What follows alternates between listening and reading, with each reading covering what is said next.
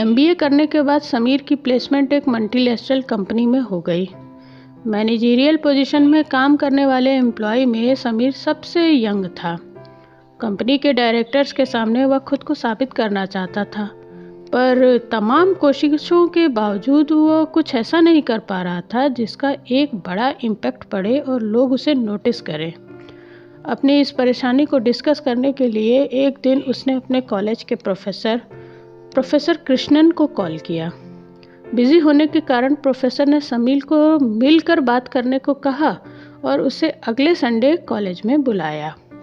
समीर समय से पहुंच गया और दोनों कैंपस में घूम घूम कर बातें करने लगे। प्रोफेसर समीर की परेशानी समझ गए और बोले, चलो ज़रा स्विमिंग पूल का चक्कर लगा कर आते हैं। क्या सर, मैं आपसे इतनी बड़ी प्रॉब्लम डिस्कस कर रहा हूँ और आप स्विमिंग पूल जाने की बात कर रहे हैं? समीर कुछ झुंझलाते हुए बोला। अरे आओ तो सही। प्रोफेसर ज़बरदस्ती उसे अपने साथ ले गए। दोपहर का समय था, पूल बिल्कुल खाली था। प्रोफेसर बोले, चलो एक गेम खेलते हैं। करना ये है कि हमें इस पूल में हलचल पैदा करनी है। देखते हैं कौन अधिक हलचल पैदा कर लेता है। समीर को लगा कि यहाँ आकर उसने अपना समय बर्बाद किया है, पर वो प्रोफेसर कृष्णन की बात टाल भी नहीं सकता था। सबसे पहले तुम प्रयास करो, प्रोफेसर बोले। समीर ने इधर उधर देखा और पास ही पड़ी एक स्विमिंग पूल ट्यूब उठाकर पानी में फेंक दी। प्रोफेसर हंसते हुए बोले, इससे तो बस थोड़े ही रिपल्स बने हैं।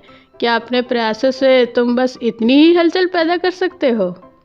यह सुनकर समीर थोड़ा गुस्से में आ गया और झट से साइड में पड़ी एक चेयर उठाई और पानी में फेंक दी।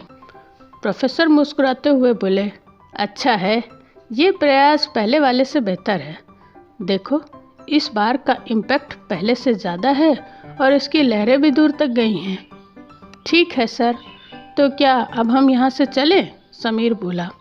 प्रोफेसर ने फौरन जवाब दिया, नहीं, अभी खेल ख़त्म नहीं हुआ है। क्या तुम एक और प्रयास करना चाहोगे? समीर जो भी हो रहा था उससे खुश नहीं था। खींचते हुए बोला, नहीं सर, अब यहाँ कुछ और नहीं पड़ा है जो मैं पूल में फेंकूं।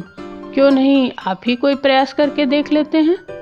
अगले ही पल प्रोफेसर अपने कपड़े उतारने लगे और दौड़कर पानी में एक छलांग लगा दी। छपाक! पूल में हलचल ही हलचल मच गई। समीर भौचक्का था। उसे ऐसा कुछ करने की उम्मीद नहीं थी। कुछ समझे समीर?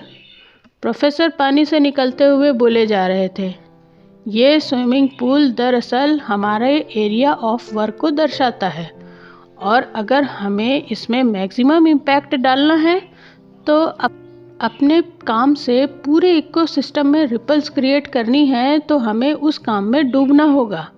हमें उसमें अपना सब कुछ लगा देना होगा। अधमने और छोटे छोटे प्रयास तो हर कोई कर लेता है। हमें जी जान से अपने काम को अपना सर्वश्रेष्ठ देना होगा। तब ये दुनिया हमें नोटिस किए बिना नहीं रह पाएगी। समीर प्रोफेसर की बात अच्छी तरह से समझ चुका था।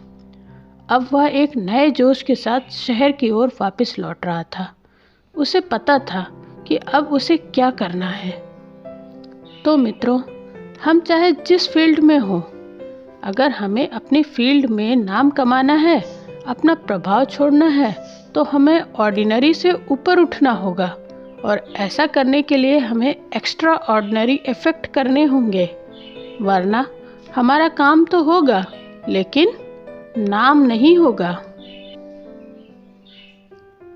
तो यह कहानी बस यहीं तक। मुझे उम्मीद है आपको पसंद आई होगी। अगर मेरी कहानी पसंद आई है तो इसे अपने फ्रेंड्स के साथ शेयर करना ना भूलें और मेरे चैनल को सब्सक्राइब ज़रूर करें। मिलते हैं जल्द एक नई कहानी के साथ। तब तक के लिए धन्यवाद।